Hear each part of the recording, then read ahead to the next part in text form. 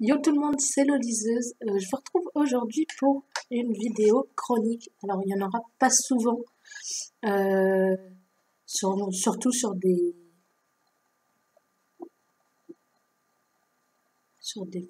sur des livres qui font pas partie d'une saga. Sauf que, et quand ils font partie d'une saga, je ferai un avis sur toute la saga. Sauf que là, je pouvais pas m'en empêcher. Je vais vous faire une chronique sur Ashes Falling for the Sky de Neil Gorman et Mathieu Guibé, donc, qui est sorti en novembre 2018, si je ne me trompe pas, et dont le tome 2 sortira en 2019. Donc j'aurais très bien pu attendre d'avoir le tome 2, enfin, d'avoir le tome 2 et de l'avoir lu pour faire un avis. Mais je pense qu'il va sortir, que le tome 2 sortira comme celui-ci, comme le tome 1, en novembre ou quelque chose du genre. Donc ça repousse la vidéo de plusieurs mois et je ne pouvais pas attendre de donner mon avis sur ce petit bijou. Alors très clairement, je vais vous le dire, c'est un coup de cœur. Voilà, c'est mon premier coup de cœur de 2019, si je ne dis pas de bêtises.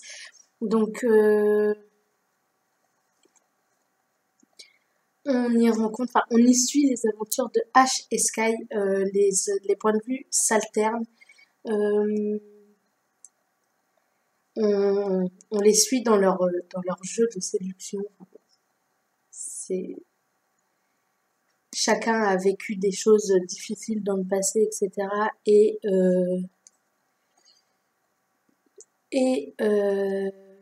Ils essayent de s'aider l'un l'autre tout en faisant un jeu, enfin tout en jouant au jeu que Ash a créé avec les autres filles. Il est paru chez les éditions d'ailleurs Albin Michel. Je sais pas si, oui non, vous allez pas voir. Ah c'est là.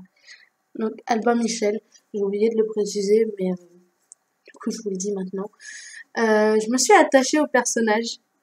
Y a pas eu vraiment, j'ai pas eu de déception en le lisant. Enfin, j'avais vu pas mal d'avis qui disaient que c'était un super livre, etc. Et maintenant que je l'ai lu, j'ai mon propre avis. Et je peux vous dire que oui, effectivement, c'est un super livre que j'ai adoré lire, très, très franchement. Donc j'ai hâte de lire Sky Burning Down the Ashes, il me semble que c'est ça le nom du tome 2. Je vais vérifier.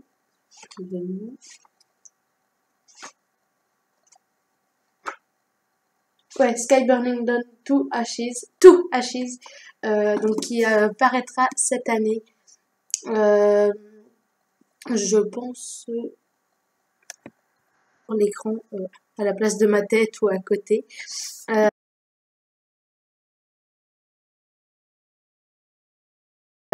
Que dire. Alors, déjà, il faut dire que au début de chaque chapitre, il y avait le nom du chapitre, le nom du personnage du point de vue, le titre du chapitre, et là il y a des paroles de musique avec la musique en dessous. Et j'ai pu trouver sur YouTube la playlist. Et je déteste lire en écoutant de la musique en temps normal, mais pour Ashes Falling for the Sky, j'ai écouté les musiques pour chaque musique, je l'écoutais avec le chapitre que je lisais. Euh, il m'a tenu,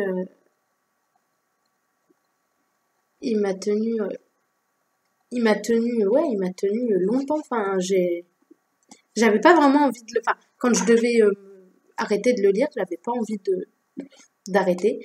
Je l'ai lu en 2 jours, enfin en 2 soirées, donc en moins de 24 heures, en l'espace de 2 soirées.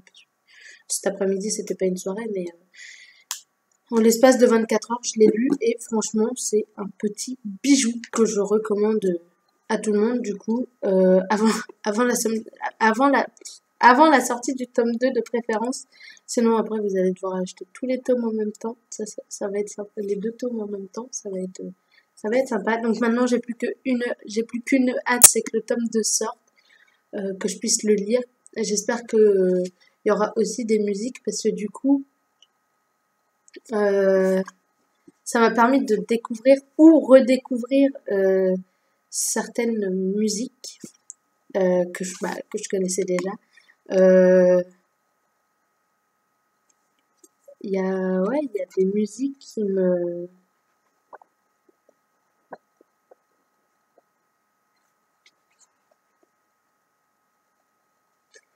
Parce il y a des musiques que j'adorais à une époque, enfin, qu'il y a longtemps que j'avais pas écouté et que j'ai pu réécouter aujourd'hui. Enfin, aujourd'hui et hier en lisant Ashes Falling for the Sky.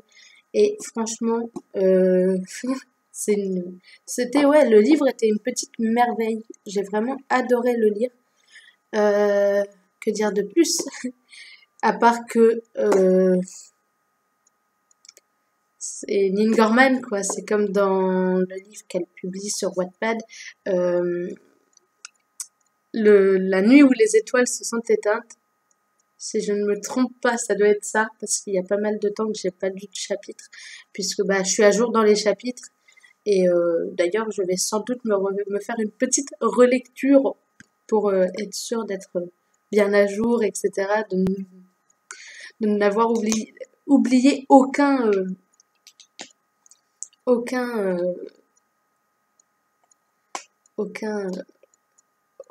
aucun détail. Dans Ashes Falling for the Sky, j'ai bien retrouvé la complexité des personnages, etc. Je veux dire, Ash est quand même quelqu'un de particulièrement complexe, on va se l'avouer, et bien que ce soit pas forcément les mêmes choses que pour Finn dans La nuit où les étoiles se sont éteintes, euh, et ben j'ai adoré autant que La nuit où les étoiles se sont éteintes, et je pense même, j'envisage même l'achat du pacte d'Emma, du coup. Et pourquoi pas le serment d'Andrew quand je le trouverai. Parce que ça a déjà été toute une affaire de trouver celui-là. C'est-à-dire qu'à la FNAC, près de chez moi, ils ne l'avaient à sa sortie, ils ne l'avaient pas. Ils ont mis quelques jours avant de le sortir. Ce qui m'a profondément déçue. Je voulais absolument l'avoir dès sa sortie et au final, j'ai pas pu. Du coup, j'irai sans doute acheter le pacte d'Emma pour voir si j'aime autant que Ashes Falling for the Sky et La nuit où les étoiles se sont éteintes. Mais je vous conseille vivement La nuit Ashes Falling for the Sky et La nuit où les étoiles se sont éteintes également. Je vous mettrai le lien de l'histoire en barre d'infos. Je vous le conseille. Et si vous l'avez mais que vous ne l'avez pas lu et que vous êtes réticent à à écouter les musiques en même temps, franchement, écoutez-les parce que du coup, ça donne quand même quelque chose en plus. Généralement, je sais que moi aussi j'écris et je sais que dans une de mes histoires, j'ai fait pareil, c'est-à-dire que j'ai mis des morceaux de musique au début de chaque chapitre et ouais, ça m'avait, je trouve que les musiques que je mets en début de chapitre, et je pense que c'est ce que Nine et Mathieu ont fait, me mettent en fait dans l'ambiance du chapitre et me font ressentir des trucs différemment, et je pense que pour les lecteurs en fait c'est exactement ce qu'il faut, c'est-à-dire écouter la musique qui est indiquée au début du chapitre, comme par exemple pour le prologue, c'est Let It All Go de Birdie et Rhodes. Donc j'étais retombée dessus il y a pas longtemps, je l'avais sur mon téléphone pendant que je lisais le prologue, du coup je l'avais mise et écoutée. Et franchement, les musiques qu'il y a dedans, elles sont juste géniales. Donc, je vous recommande, même si vous voulez pas les écouter pendant que vous lisez le chapitre, écoutez-les avant ou après. Je pense que ça peut être pas mal aussi. Je sais que moi, je les ai écoutés pendant parce que, de toute façon, pour certaines d'entre elles, je crois que c'est pour... je sais plus dans quel chapitre c'est, mais à un moment, ils ont mis...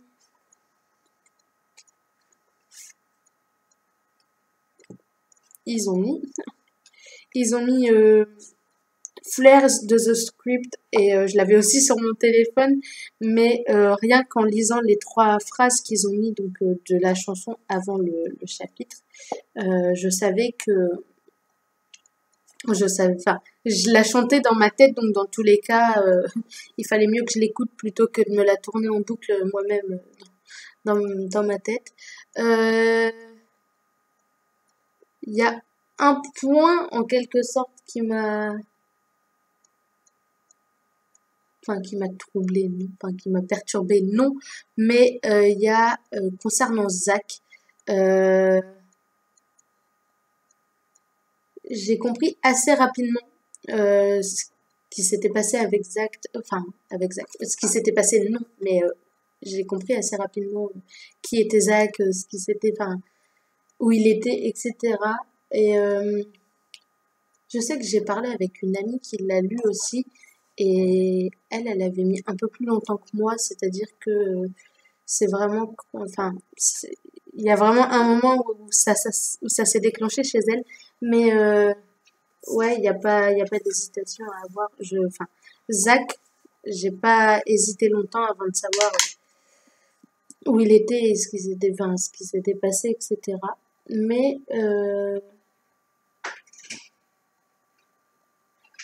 Mais du coup, ouais, non, ça m'a pas non plus empêché de lire, mais je sais pas, le suspense pour ça n'a pas été, je sais que, je sais pas, j'ai eu du mal en fait à comprendre l'attitude de Ash par rapport à Zach, mais mais c'est pas grave. Après, tout s'explique au bout, sur la fin, tout s'explique. Et du coup, franchement, je vous recommande très fortement Ash is Falling for the Sky parce que c'est juste un petit bijou, une petite merveille que je vous recommande mais 1000 fois parce que vraiment c'est un super bon roman. Alors, je sais pas pourquoi j'ai pas, comme je vous l'ai dit en début de vidéo, c'est surtout pour une question de temps. Je vais pas attendre encore 9, 10, 11, 12, ouais, presque un an pour vous faire une chronique concernant Ash is Falling for the Sky, alors que rien que la vidéo, là, déjà de mois de tournage, j'ai déjà presque un quart d'heure. Vous aurez moins puisque je vais couper des passages, mais je voulais pas attendre le tome 2 parce que ça aurait été beaucoup trop long. C'est pas comme les after où je les ai déjà tous, etc. Donc je peux les lire à mon rythme comme je veux et vous publier l'avis, la chronique ou l'avis quand j'en ai envie. D'accord. Quand j'en ai envie. Donc j'ai préféré vous faire l'avis sur ce tome 1. Dans tous les cas, quand le tome 2 sortira, croyez-moi bien, l'avis, vous l'aurez également. Je l'achèterai, je le lirai directement et je vous donnerai mon avis très rapidement. Donc, je vais arrêter là cette vidéo. Comme d'habitude, les réseaux sociaux sont en barre d'infos. Je vais également mettre les Instagram des auteurs et le booktube de Nine, les réseaux sociaux des auteurs. Je vais maintenant vous dire à bientôt pour une nouvelle vidéo et je vais me replonger dans une future lecture. Bye!